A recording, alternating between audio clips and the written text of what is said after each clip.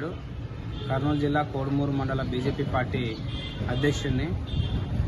ఈరోజు ముఖ్యంగా కోడుమూరు మండలంలో గత ప్రభుత్వంలో ఉపాధి హామీ పథకానికి సంబంధించినటువంటి ఒక పథకంలో అత్యంత అవినీతి జరిగిందనేటువంటి ఆరోపణలు ఎక్కడ పడితే అక్కడ ప్రజలు వినిపిస్తూ ఉన్నారు. దీనిపైన ప్రభుత్వం పూర్తి స్థాయిలో విచారణ చేపట్టాలని చెప్పేసి మేము కోరుకుంటా ఉన్నాం. ఇదే విషయం గురించి కొంచెము క్లుప్తంగా మనం మాట్లాడుకున్నట్టయితే ఈ దేశంలో కానీ వివిధ పేదరిక ప్రాంతంలో ఉన్నటువంటి ప్రాంతాల్లో కానీ వలసలు పోకుండా పేద ప్రజలు ఎక్కడైతే జీవిస్తున్నారో అక్కడే ఉపాధి పొందుతూ తమ కుటుంబానికి సగటున కావాల్సినటువంటి ఆదాయ వనరులను ఏర్పాటు చేసుకునే దానికోసం కేంద్ర ప్రభుత్వం మరి ఈ పథకాన్ని ఏర్పాటు చేయడం జరిగింది. దీని ద్వారా సగటు కుటుంబం కనీస పౌష్టిక ఆహారాన్ని తన పిల్లలకి అందించగలదని చెప్పేసి ఒక మంచి సదుద్దేశంతో, అదేవిధంగా రైతు కూలీలు కొరతగా ఉన్నటువంటి చిన్నకారు రైతులకు సహకారం చేకూరుతుందనేటువంటి ఒక సదుద్దేశంతో దేశవ్యాప్తంగా వ్యవసాయానికి ఉపయోగపడేటువంటి భూములకు వెళ్లేటువంటి దారులకు, మరి చెరువులకు, గట్లకు అనేక రూపాల్లో ఉన్నటువంటి వ్యవసాయపరమైనటువంటి ఉపయోగకరమైన పనుల కోసం ఈ పథకాన్ని తీసుకొని వస్తూ మరోవైపు నిరుపేద కుటుంబాలకు ఉపాధిని కల్పించాలనేటువంటి ఒక సదుద్దేశంతో మరి కేంద్ర ప్రభుత్వం ఈ పథకాన్ని తీసుకొని రావడం జరిగింది. అయితే ఈ పథకంలో అనేక రకాలైనటువంటి అవినీతికి సంబంధించినటువంటి ప్రయోగాలు జరిగినాయని చెప్పేసి ఈ సందర్భంగా మేము తెలియజేస్తున్నాం. ఏ విధంగా అంటే మరి ఒక గణపు చదరపు మీటర్కి ప్రభుత్వం ఒక రేటు కేటాయిస్తే మరి ఒక రైతు కనీసం ఒక రోజుకు 2.5 గణపు చదరపు మీటర్లు తీయగలిగితే పని చేయగలిగితే, అంటే తవ్వడం కానీ లేదంటే చెట్లు తీయడం కానీ లాంటి పనులు 2.5 గణపు చదరపు మీటర్లు తీస్తే దాదాపు 250 రూపాయలు మరి వారికి కూలి వచ్చేటువంటి పరిస్థితి ఉంటుంది.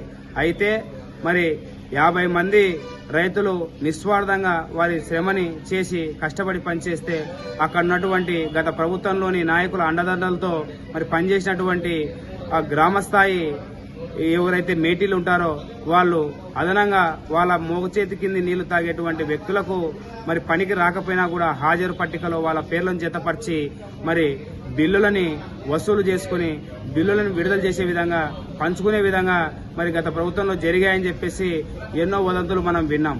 కాబట్టి ఏది ఏమైనప్పటికీ ఈ మండలంలో ఉన్నటువంటి ప్రతి గ్రామంలో ఈ ఉపాధి హామీ పథకం కింద కష్టపడినటువంటి రైతుల శ్రమను దోచుకొని కష్టపడకున్నటువంటి మరి కొంతమందికి పంచిపెట్టి, అలాగే ఆ పంపకంలో అధికారులు కూడా సగం తిని మరి కనీసం తక్కువ కూడా 2 నుంచి 3 కోట్ల రూపాయల అవినీతికి పాల్పడారనేటువంటి ఆరోపణలు మాకు వినిపిస్తా ఉన్నాయి.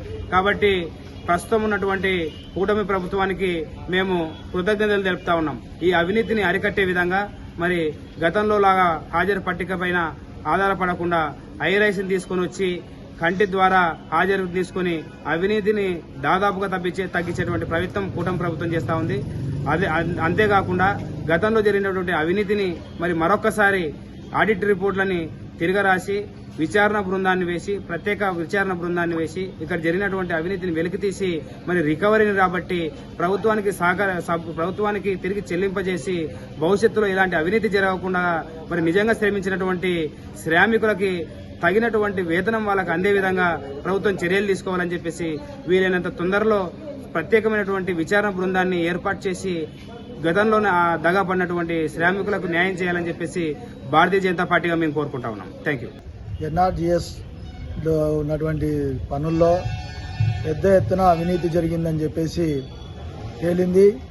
లక్షలాది రూపాయలు ఈరోజు పేద ప్రజలకు అందాల్సినటువంటి డబ్బు ఈరోజు అధికారులు మరి వీళ్ళందరూ కలిసి దుర్వినియోగం చేశారు. రాష్ట్ర ప్రభుత్వం, కేంద్ర ప్రభుత్వం దీనిపైన పెద్ద ఎత్తున నిధులు మంజూరు చేస్తే పేద ప్రజలు వలసలు పోకుండా వలసలు నివారించడానికే ఈ యొక్క ఎన్ఆర్జీఎస్ పనులు పెట్టారు. కానీ పేద ప్రజల వలసలను దృష్టిలో పెట్టుకోకుండా దొంగ మాస్టర్లు వేయించి ఎక్కువ శాతం బిల్లులు చేసుకుని ఈరోజు మండలంలో పెద్ద ఎత్తున డబ్బులు తింటున్నారు. ఇది చాలా దారుణమైనటువంటి పరిస్థితి. అధికారులు దీనిపైన స్పందించాలి. ఎందుకంటే గతంలో కూడా చాలాసార్లు ఈ ఎన్ఆర్జీఎస్ పైన ఆరోపణలు వచ్చాయి. చాలాసార్లు కూడా మేము కూడా ప్రభుత్వ అధికారుల దృష్టికి కూడా అది గతంలో తీసుకెళ్లాం. దీనిపైన విచారణ చేపిస్తామని చెప్పారు, కానీ అది ఏం జరగలేదు. ఇప్పుడు పెద్ద ఎత్తున జరిగిందని చెప్పేసి కూడా మాకు అర్థమవుతోంది. దీన్ని అధికార యంత్రాంగం, జిల్లా యంత్రాంగం కానీ మండల యంత్రాంగం కానీ అందరూ కలిసి పెద్ద ఎత్తున జరిగినటువంటి ఈ అవినీతిని పరిశీలించి అవినీతి జరిగినటువంటి డబ్బును రీకవరీ చేసి మరి ప్రభుత్వానికి జమ చేయాలి. ఎన్ఆర్జీఎస్లో రాబోయేటటువంటి రోజుల్లో పనులు కల్పించాల్సిన బాధ్యత ఈ ప్రభుత్వాలపైన ఉంది. ప్రభుత్వం సిద్ధంగా ఉన్న అధికారుల నిర్లక్ష్యం చాలా కనిపిస్తూ ఉంది. కాబట్టి అధికారులు దీనిపైన కానీ చర్య తీసుకుని విచారణ జరిపి న్యాయం జరగకపోతే సిపిఎం పార్టీగా పెద్ద ఎత్తున ఆందోళన చేయడానికి కూడా సిద్ధంగా ఉన్నామని చెప్పేసి తెలియజేస్తున్నాను. గఫూర్ మియా, సిపిఎం పార్టీ కోడుమూరు.